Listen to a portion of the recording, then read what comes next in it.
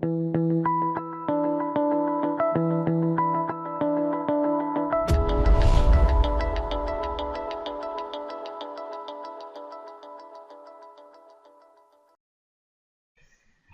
this is Jonathan Davis in association with CardRunners.com. Today I am going to be reviewing a session I played about a week or two ago. So with that said, let's get into the video.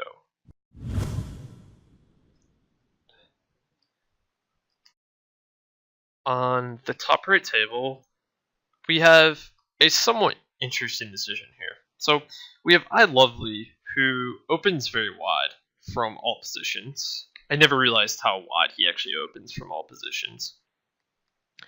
And then we have Cornucopia calling, who definitely is going to have a tighter range here.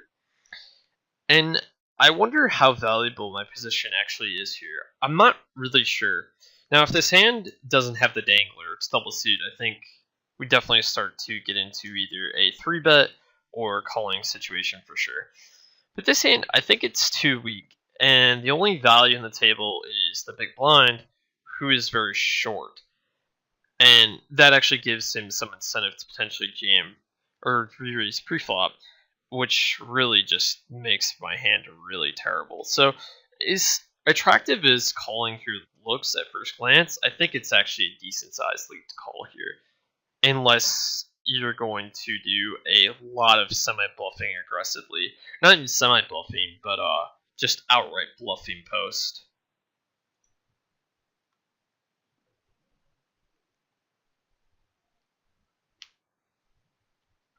So I think that call is not terrible, but I think it's definitely my CV, given what I know.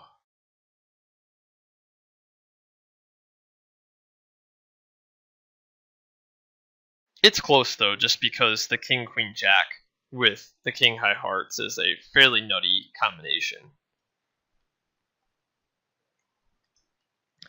And on the bottom right, again, kind of like the king 10-8-4, although this hand is much more playable. If my opponents were slightly different, I might consider folding, but I think this hand's definitely too playable though. And I don't really like 3-betting. I think it doesn't accomplish that much, especially if I don't expect any fold equity from the original opener. Typically in situations where you're going to be multi-way regardless if you call or 3-bet, I'm typically just going to call and just take a somewhat marginal hand to the flop. Just because I feel like 3-betting doesn't really accomplish anything. Just because the main motivation for 3-betting is either you have a playability and advantage that you're going to dominate your opponents, or you can get it heads up and your hand plays much better heads up. So I think that's definitely the better play. So as played, iLovely goes ahead and c-bets half pot here. And I think this is actually interesting on what's best, just because of his bet sizing here. And I don't really like to read into bet sizing too much, but I think definitely in this situation, it should be considered.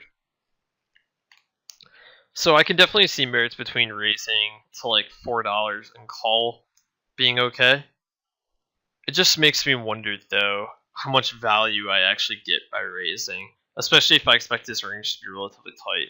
That said, though, we do have a backdoor flush draw, and we do have the redraw, which is pretty much impossible to have a better redraw, barring he has a set to go with this hand. So actually thinking about it a little bit more, I think raising is definitely into play, unless I think he's betting a lot of really weak hands that will fold to a raise, and those hands may actually potentially bet on blanks on the turn.